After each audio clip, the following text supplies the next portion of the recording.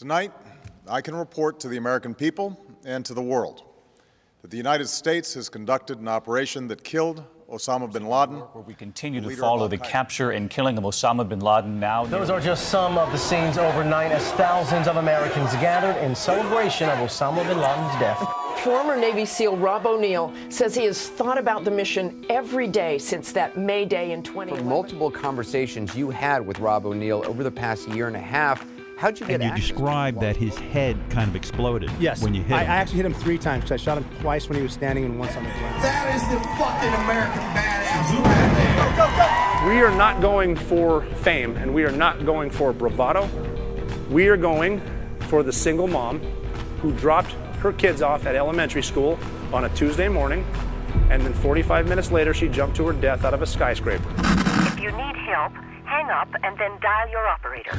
I'm Rob O'Neill, and this is the Operator Podcast.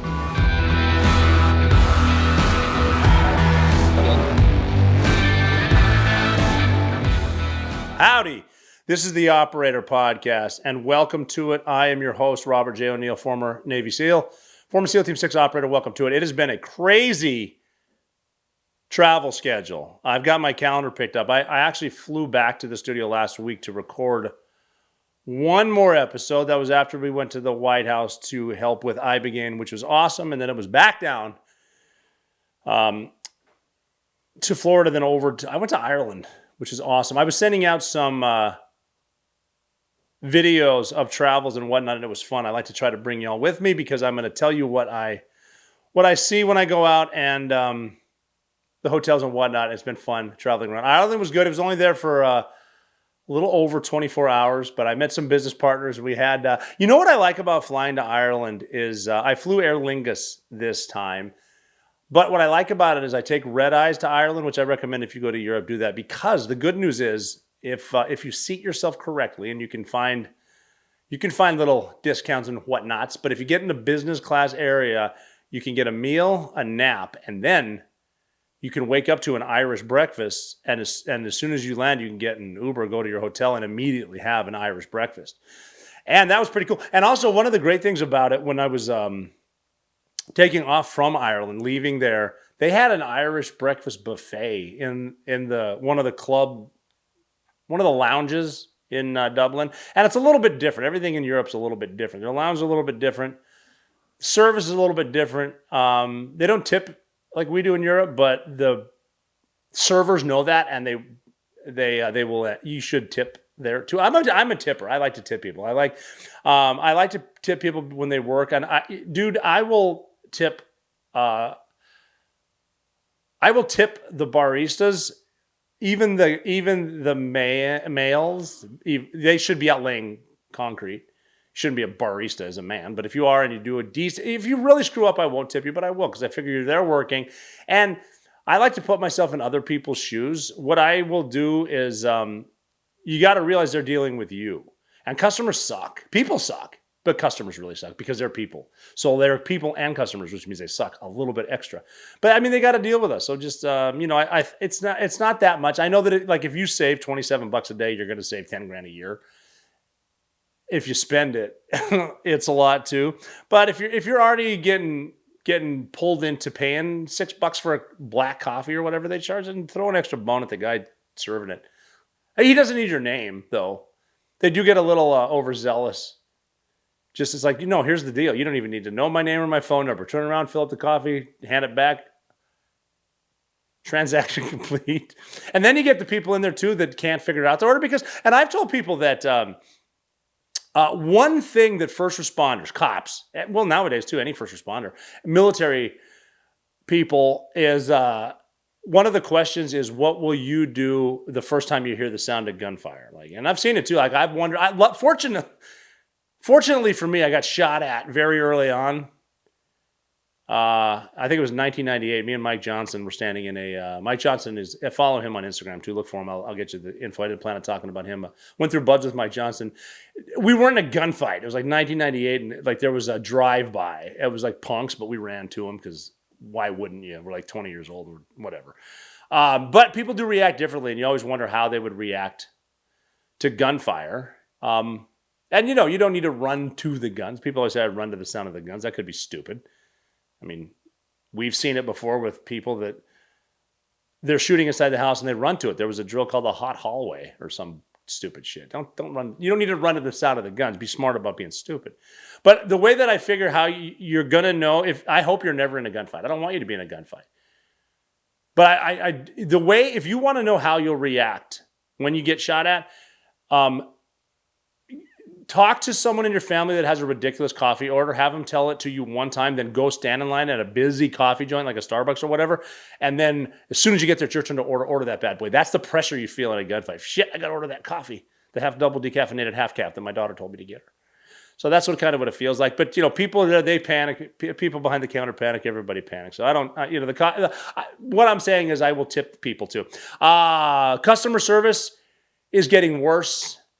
I've been rating the airlines.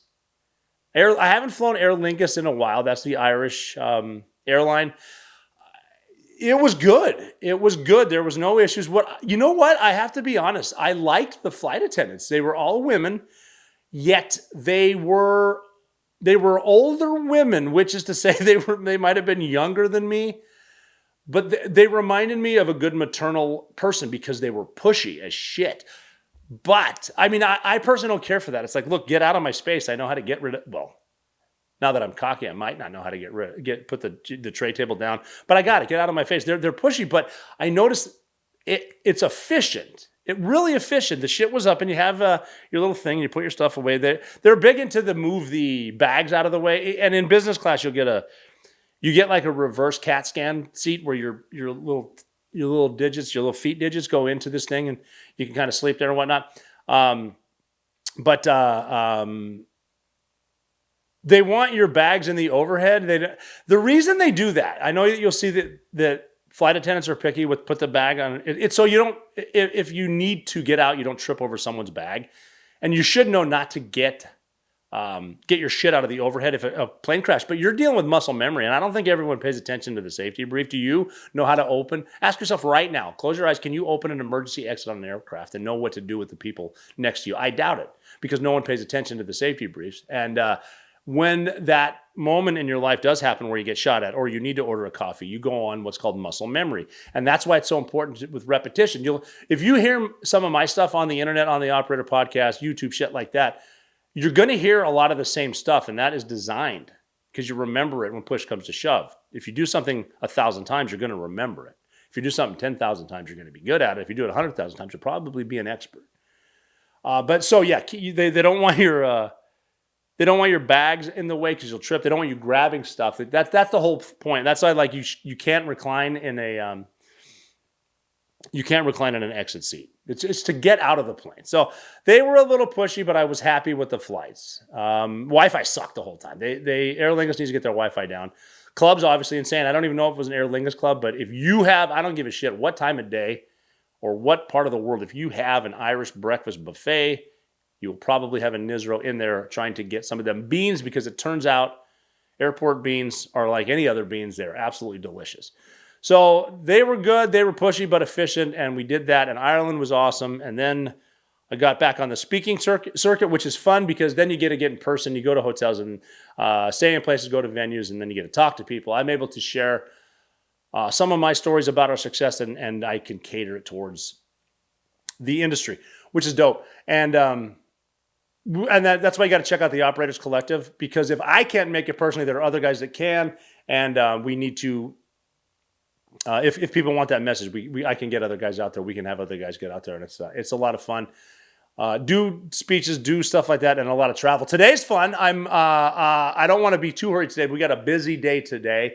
Tommy O's in town. My studio's not quite up to a guest, and we're in a bit of a time crunch today. Lots to do, so he's not in here. He's right out there somewhere, which is cool. And then some planning for the Operator Open, which is a golf event coming up. I got to go into New York City pretty much right now. We're going to do Gutfeld show tonight, which is a blast. That's a fun show because it's taped and there's whatever. TV's easy. Just look at the camera. Don't move your hands. Don't move your eyes, and do your best to talk slowly. When I'm on television, I'll look right at the camera, and hopefully I'm making good points as I'm talking out loud and you hear it, but I'm also in my mind repeating, don't say fuck, don't say fuck, don't say fuck. But Gutfeld's tapes, you can get away with anything, and it's fun because it's a panel and you have some professional comedians in there. Kat Timp's usually there. She's hilarious. Tyrus he's a genius. Mountain of, and I wouldn't say that just because I don't want him mad at me. Genius, great dude. Hopefully he'll be there maybe, and Greg's usually there. It's his show. It's called Gutfeld because that's his name. And then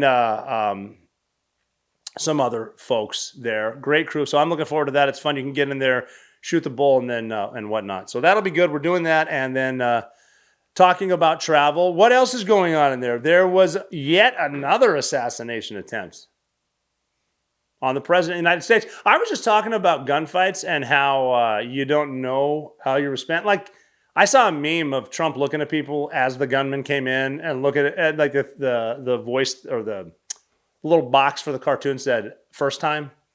That man gets shot at a lot. But obviously the left is going to say it was a publicity stunt or whatnot, whatever they say. I mean, it is because of their rhetoric. They read the manifesto of that clown, the guy that ran through there. In a nutshell, my notes are very precise as always. Is that he was going to kill President Trump? He said that. So now, dude, look, you're an educated. I hate to say an educated person. He went to a lot of college, which usually means he's dumber than fuck. But his manifesto, which is great, write a manifesto because you're breaking new ground there, man. People are going to maybe read it and you're going to get locked up in solitary forever. So good job. Excellent job. Your parents are so proud of you, right? Solitary, bitch. But yeah, he wanted to kill him because he's a pedophile. Okay, he's not. But over and over and over again, my sweet little friends on the left who can't think for themselves, pedophile, say it enough, they'll believe it. Also, he's a rapist. He wanted to kill him because he's a rapist. So he's a pedophile, he's a rapist. Oh, and he's a traitor. Huh. So he's a pedophile, he's a rapist and traitor, so he must be killed. It's almost like they don't have any points. Huh. It's almost like the left is so brainwashed with bullshit because wasn't a guy like me just talking about repetition? Didn't Nancy Pelosi stand in front of you morons once and just say, if we say it enough, it doesn't need to be the truth. These idiots will believe it. Didn't I say one time something about the Soviets coming over, calling on useful idiots? Well, it's happening right now. Here they are. It is routine to try to kill the president because you're a big fucking baby. That's it. It's routine. I like the pictures. Pete Hegseth stood up to protect his wife. Stephen Miller protect his pregnant wife. The men in the room, scanning the room, they should be armed. I doubt they are, but they should be. I mean, because guns are bad until the left gets in and starts shooting at people. Man, the left hates guns. They sure do shoot at Republicans a lot for a group of people that hate guns. I'm a registered independent. I can say whatever I want, and I'm not a fan of the Republicans. They're a bunch of pussies. There, I said it. But pussies don't need to shoot at the opposition. And this is just a vicious cycle that we're getting into. And it's because of the left and because of the rhetoric, and don't say it's not. And it's because this society is getting more prone to violence, and I don't care if you believe me or not. That's what's happening. And they say rapist, pedo. E. Jean Carroll's your hero. So is a porn star. I mean, these are the left's heroes. You are not. You know what I like about travel, and if I'm not yelling at you. I'm not yelling at anyone really. No point in getting mad at people. When you see this stuff too, and the algorithm pipes up, and it gets people like me pissed off, it gets you pissed off. It's designed by that. I shouldn't be pissed because I was just talking about. Trying to live in someone else's shoes. But I mean, the rhetoric needs to stop. If you're an honest person, just be honest. Do you think any of that's true? No. It's usually people who are guilty of shit that start running their mouths and screaming. If you're lying, you're the one yelling. If you're telling the truth, you're usually calm, but it comes in periods. But like they're screaming, they're up in arms about everything, and they make it. It had to be staged because Trump needs a publicity for the war in Iran because we're losing that because the left tells you we're losing that, which we're not. You think we're going to lose to Iran? Are you bullshitting me right now? They're so beat up. Like if you don't have experience, you would think, well, here's two nations just fighting it out and they're negotiating. No, Iran is gone. Their military is gone. Their fucking navy's at the bottom of the sea, right? We don't need to worry about their million-man army or whatever. Every single nation that because we're always going to war. I'm not trying to say that we're Okay. Thank God the Americans are here to give us democracy because I'm sure we'll accept it.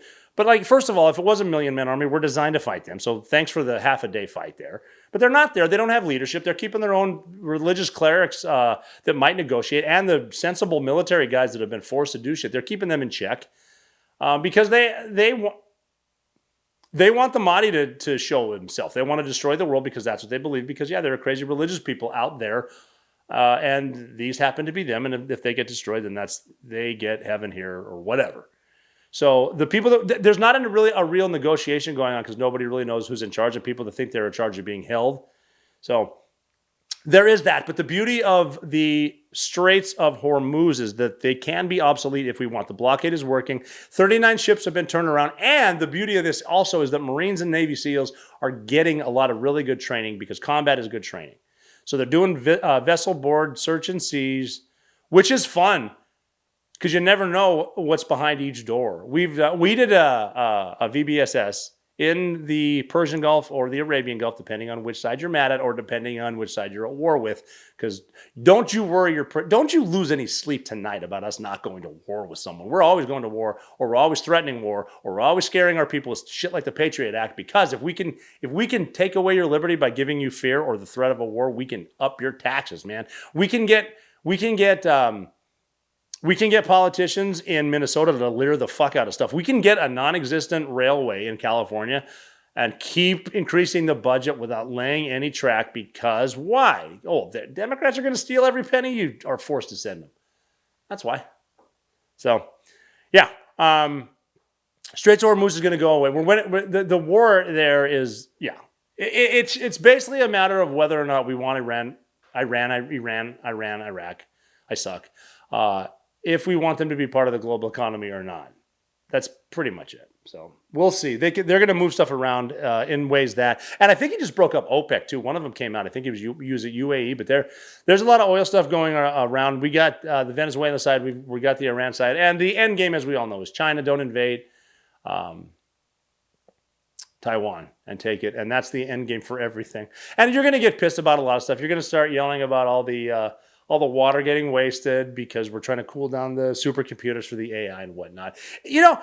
Because everyone's so religious and whatnot, AI needs to be cooled down because AI is just the demon's got a voice now they can talk to us. So it's all religious. It's all fun. We're all going to blow up. That's what they want you to believe. Now, having said all that doom and gloom, that's precisely why I love to travel every day because I get to talk to people and it's nice. The sky is not falling and people are actually good. I was talking to a security guard, a 20-year Army vet, when I was just at a speech in Asheville, North Carolina. Very cool just to talk to another dude. And like we had this conversation that we're having. Well, you're listening to this conversation right now. But we had this conversation. And I like to tell people that I get a lot of my political views not from the shit on Twitter or on social media. I get to talk to people and I get to take notes and like get the pulse of what's actually going on. I've probably mentioned this before, but I was able to predict a Trump victory in 2016 because as I was speaking in 2015, I wasn't asking people who they're voting for. I would ask them, who's your neighbor going to vote for? And everyone said Donald Trump and not one person said Hillary Clinton, which is odd. But it's not odd. You know damn well why, but they're really good at cheating and they're going to keep doing it. Mm-hmm. Did I offend you? Do you really think Joe Biden got 87? Do you seriously think the actor playing Joe Biden is the most popular president in the history of the planet? You really believe that? Okay, we're going to do some health here. I want to talk about Bubs Naturals because I talk about aging and you're aging. Like it or not, we're all aging. Stop getting offended. But do your joints feel more stiff than they used to? Is it harder to get out of bed? Are you recovering? Does it take longer to recover from your workouts? Your body's natural collagen production begins to decline. Get a load of this in your mid-20s. So I am almost in trouble.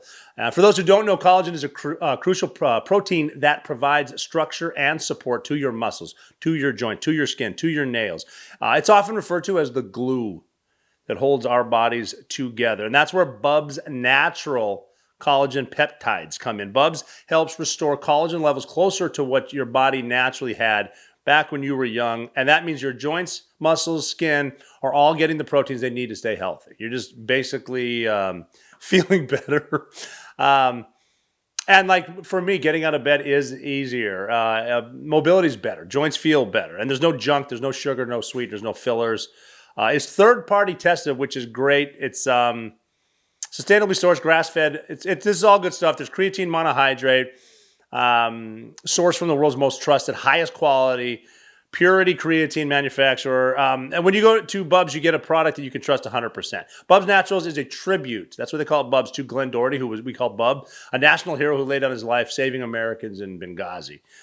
And Glenn was a friend to so many, including to Bub's founder, Sean Lake, and his call sign was Bub. So Glenn Doherty stood for self-improvement. It was always helping others.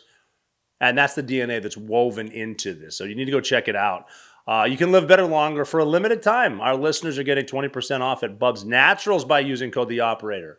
One word at checkout. Head to bubsnaturals.com, B-U-B-S, naturals.com, and use code The Operator, which is one word. Then you're all set. And after the purchase, they're going to ask you where you heard. Say The Operator sent you there.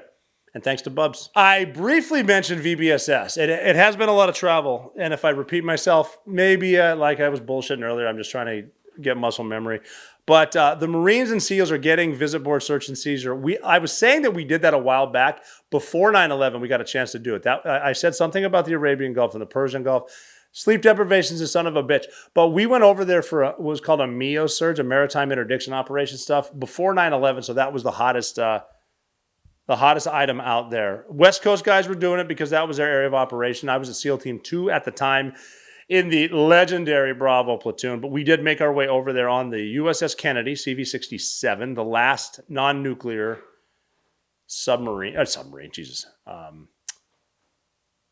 carrier, aircraft carrier CV, aircraft carrier, not nuclear. They filled it up with diesel.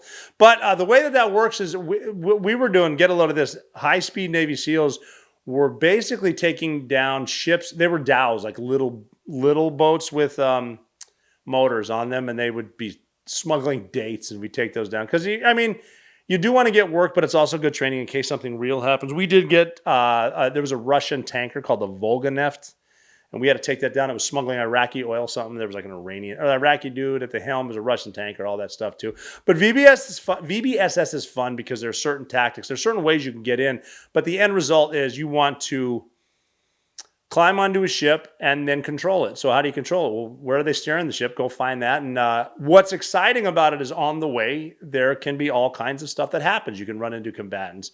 You can run into people that are non-compliant. You can run into unknowns. You can run into friendlies or people disguised as friendly. So it's very exciting. I remember when we did the Volga-Neft, I was the sniper in the helicopter, and I was listening to the communication.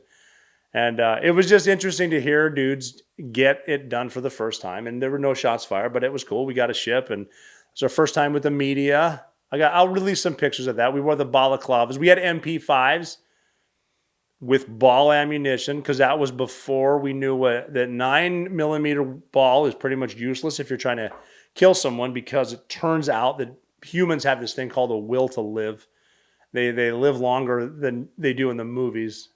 But you just want to get on there, take it. And then in this case, we would steer it to Oman over there somewhere. But we got to deal with the press for the first time. And we thought we were high speed before 9/11, so nothing was going on. And we were working in and out of Manama, Bahrain. I haven't been there in a while, but I ran into someone that was recently there, and I guess it's built up pretty nicely. However, lately you might get hit with a missile, which is bad. But with VBSS, I don't know if I know that airsoft is really popular. That's role-playing type stuff that dudes do, and I don't have a problem with that. I think it's kind of cool. That's a good hobby, Get out there, because think about it. At the end, when it's all said and done, if you know how to move, if you're familiar, even though it's paintball-ish, if you're familiar with incoming rounds, you're familiar with using your angles and tactics, hopefully, like I said earlier, it doesn't happen in your house, but if you need to get out your pump-action shotgun that you should have for home defense for your house, you know how to maneuver, you know how to get to your family.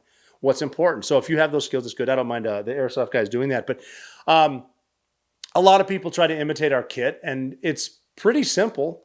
Just avoid. I think the one of the more potentially compromising situations for VBSS is climbing a caving ladder. So, because something might get caught up on it, or you might get tired. Stuff like that happens. With a caving ladder, you need to learn how to do the system. And I don't know. Look, I've never done airsoft. I don't know if you guys do this, but if you have a kill house, if there's 2 stories, put a caving ladder up too, like a little wire ladder, and get used to your gear being slick. And we used to have these hooks too. I never did use it, but it would just it would girth hitch around like your belt, and then you could just hook and like lean. So you can lean back on that little hook, like a mini shepherd's hook. It will just hold you on there as you're going up. And then once you climb, it just slides back down. But you want your stuff to be streamlined. You don't want shit catching up. And also, if you want to be a cool guy and you got a pistol, I don't know where you're going to carry it. Move your pistol around too. I went away from a drop holster, but I think guys are going back with that little nut hugger that they're using. Maybe it's good, maybe it's not. I'm not in the game. Whatever. But I would carry a pistol VBSS, but that's the only time. I didn't carry it on missions because I think it's a waste of weight when you carry a rapid rod. Clean your primary. Because if you need, like in a house, if your primary goes down and you need to go to your secondary, your buddy, unless you did a one-man room entry, which happens, I've done it. Don't get used to that shit. But by the time you pull your secondary, if you got a buddy in there, a number 2 man especially, he's going to blast he'll blast him before clean your gun. Have a rapid rod. The reason I did that is I decided in Afghanistan that a pistol is going to be useless not useless, but in a gunfight in a mountain. Like, I know that you don't want to use a 10.5-inch upper in the mountains. You want the longest barrel you can, because the longer the barrel, the more pressure, the further the bullet goes. And there's nothing worse. And I will say nothing worse than having someone shoot at you and their bullets can reach you effectively and you can't reach them, so you can't even shoot back. Been there too. Different environments. Where Iraq was different than Afghanistan. And just using... one night I was with Gold Squadron. This is before Bin Laden. This is before extortion. So I was with some of those guys. I was actually with some of the guys that died and on extortion. And there was a funny insert. We inserted about 7 kilometers away from a village on a mountain. Just because, man, you get time to loosen up after a long flight. You get a walk, you get your environment, you get a feel for the land and whatnot. And as you're going, your eyes adjust. You got your nods, your little steps. Terrence is usually falling every 100 yards, so you don't need your Ranger beads. You save weight with that. Sorry, Terrence, I'm lying. You didn't trip every 100 meters.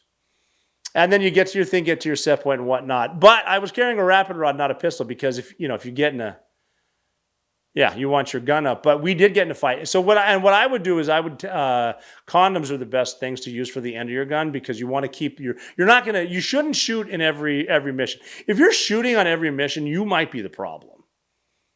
If you're chucking grenades every mission, you might be the problem. I didn't even carry grenades. I'd carry maybe 1 thermal barrack in case I needed to blast a house that I'm in. But so we're you want to keep your gun clean. So I would use a condom and some tape, or just tape itself, or you can do whatever, the finger of a glove, keep the damn thing, whatever. But we got in a quick gunfight when we first inserted. And let me back up. When the snipers from Gold jumped out of the 47 into the snow, like it no shit went up to their waist. We're on a mountaintop, so they jump out up to their waist, and the sniper, I think it was Tom Ratzlaff, to turn back in, and it might not have been. But one of the snipers, they're funny dudes, turned around and said, I'm not going. I'm not, joking. He was obviously going. We all jumped out and we walked in. And we walked, 2 hours to get out of the snow into the village. And then we did get into a gunfight. Something happened because we're splitting up 4 different buildings. And I took some shots, and then I slipped on some ice, and my barrel went right down into the snow. Now that's crazy, because hot barrel, cold snow, right in, and then pick it up, it freezes. So now you got pretty much some ice. You got some slush in there you don't need. If you try to take a shot, and we've trained on this before, where you take a shot with that, your gun's done. You're out. I knew that. So this is also why you do stuff in training that doesn't seem to make sense at the time, but it will. Obviously, you know how to take apart your weapon. I'm carrying an HK416, which is a lot like an M4, which is a lot like an M16. You keep it that way, again, for what? Muscle memory. Do everything like you do anything. So I know how to take it apart. And you see Major Payne upside down with a blindfold. Know how to take your gun apart. I'm in a position in a gunfight in Afghanistan. This is near Kandahar in let's call it 2008. It was something like that. I was re-enlisting. That's why I was over there, by the way. I wasn't over there. I was augmenting Gold Squadron.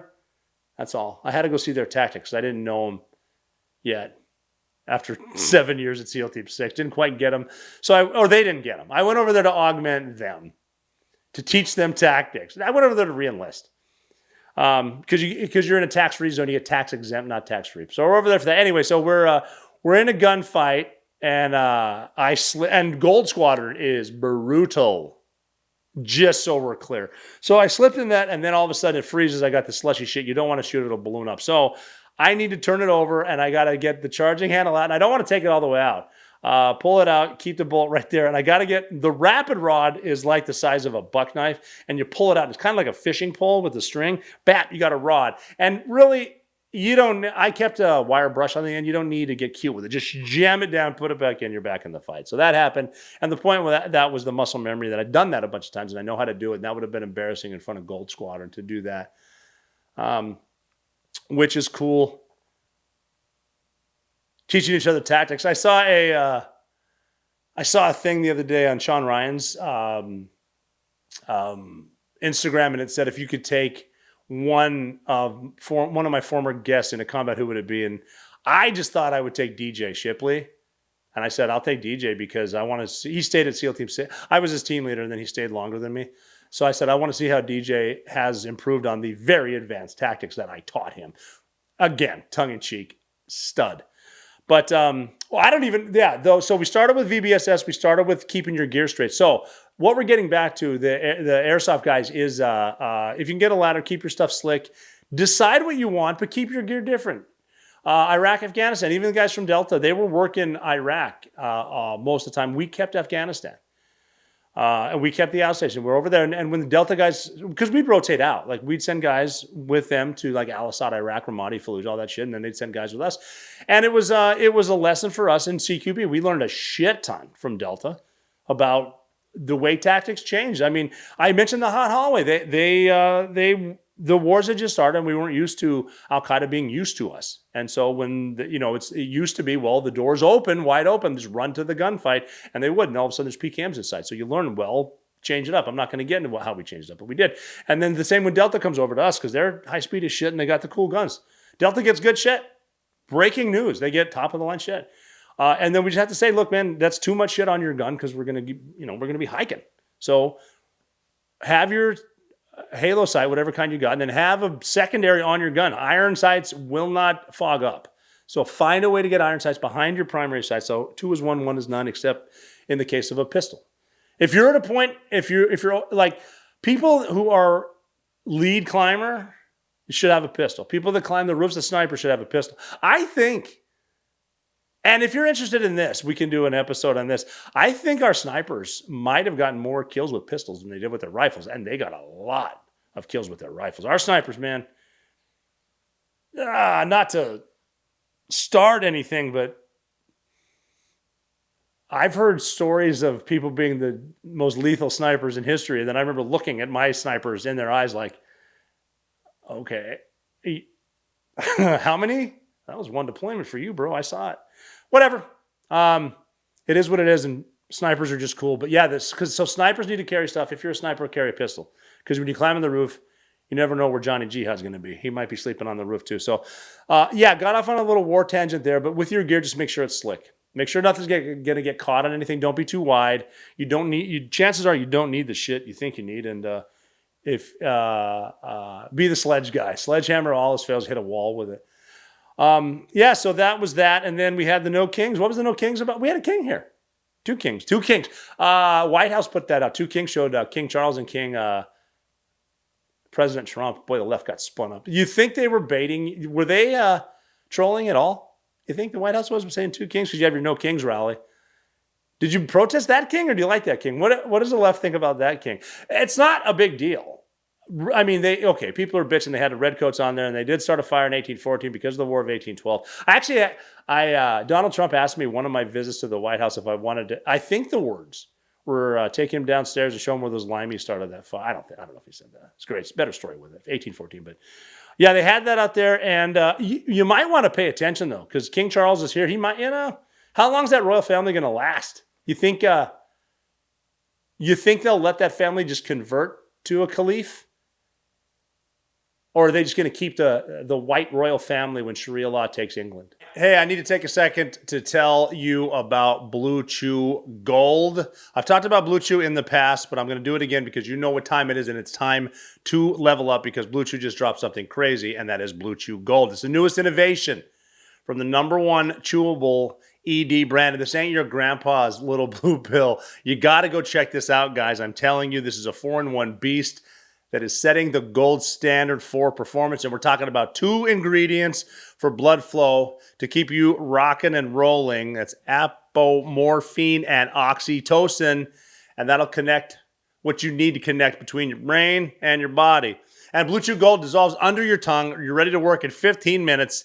That means you can get it up quicker and you can stay in it longer. So next time she sends you the text that says you up, send her a picture of Blue Chew and she'll know what's what. And ladies, if you're listening, send your man the link and make him a trophy husband with Blue Chew Gold.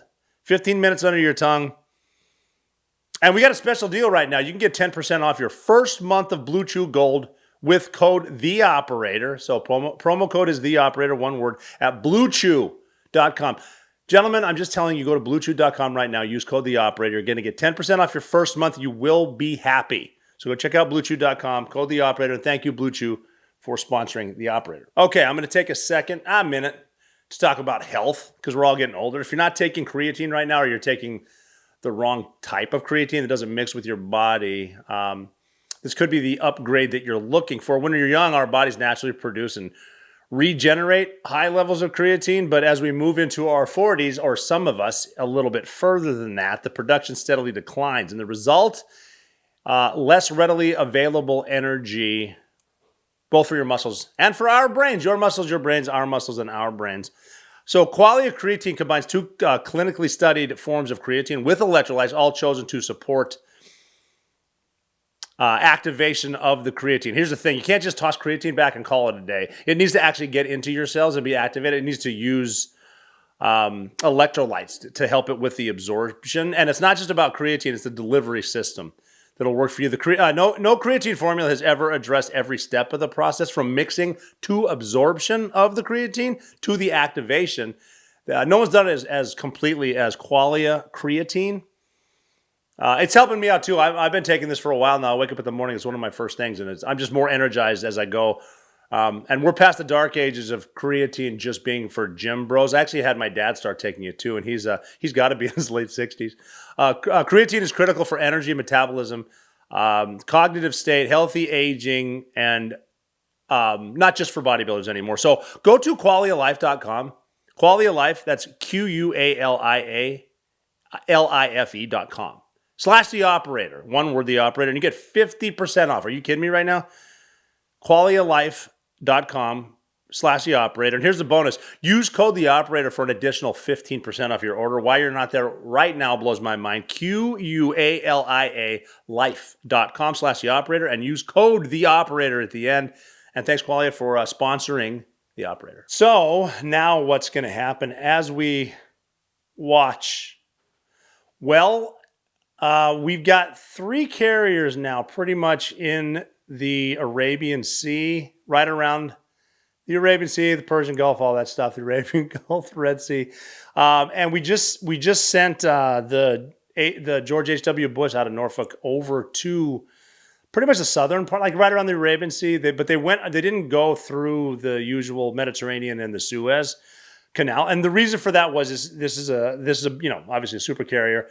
There's no need to go through there and deal with the Houthis. Not that they couldn't deal with everyone. They went around South Africa, Cape of Good Hope, and now they're pretty much the southern part there. And what they're doing is they got the Lincoln on the basically it's already there, and it's the Southern Watch, and it's spearheading the combat operations. And then we got the Ford in the Red Sea, and they're over there in the Red Sea because they're forming a triage along with the Bush, a triage going on there with the Bush, the Lincoln, and the Ford. And they're able to work together in a specific battle rhythm. With the Ford over there in the Red Sea, they're able to send different logistics, different refueling capabilities for the aircraft that's doing the combat, and then you got the Bush coming up for relief. And what they're going to get into here is while the Bush and the Lincoln is running pretty much combat operations now, the Bush is there, and what they can do is sort of replace them. And it's not like I'll launch a jet, you launch a jet. It's like we're going to do our thing and then get relieved, and you're going to do your thing if we need, because it does come back to the human element.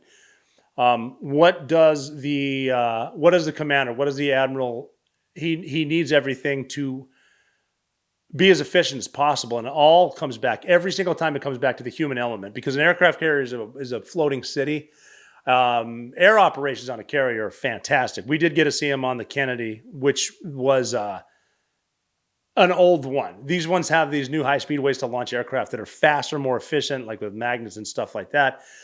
But the battle rhythm is there to keep the people efficient, and because you got everything. I mean, you got carriers out there for 10 months. You got people with families, people with kids they haven't seen in a long, long time. So morale, you got to worry about morale. You got to keep the food supply going. You need the shitters to work. You need a lot of logistics going on. You need Marines on board. They're going to get there. They're hungry. So if you can keep morale as high as possible, it's going to be faster. That's why we're out of the 11 of our carriers that we have 3 of them now right around this area to keep shit in order, which they will, because some of these carriers that we have, the Nimitz class, which is the old one, they stopped building them, I think, in 2009, and now the Ford class, which are, I mean, if you want to talk about a ship that can start a war or end a war, we can. And along with the battle rhythm comes battle fatigue. Don't get that, because I know that wars have lasted for long times. They don't have to. We crush people. We win wars fast. We win battles really, really fast when we're allowed to. It's just like everything else. When we get politicians involved, we lose. We get lawyers involved, for the love of God, we lose. But these carriers are there because they can start and stop. And we're talking major shifts here. We're talking the way that oil is taken out. Iran doesn't need to be a part of it, like I mentioned in the beginning. And the United States is flexing. And I hope you're on board for the big win here, because this is a big geopolitical, everything. Neo Geo, the worldwide stuff. But the carriers are there, and along with the carriers come the battle groups. With the battle groups come the subs, come the frigates, come the destroyers. And I can't say enough that we didn't name them the destroyers simply because we ran out of names. We didn't. But the Navy's over there with the United States Marine Corps. And as we all know, the Marine Corps is actually part of the Department of the Navy. It's just a men's department. That's fine. I'm good with that. But they're there. They're over there now, and they're just monitoring this. So it's interesting to see, because we're dealing with not just land and sea and some air and drone war, but this is religious stuff too. Because if you look into, I'm not giving a sermon today, but if you look into some of the biblical stuff, a lot of stuff going on, the people believe it. It doesn't matter what's real. It matters what people in charge believe.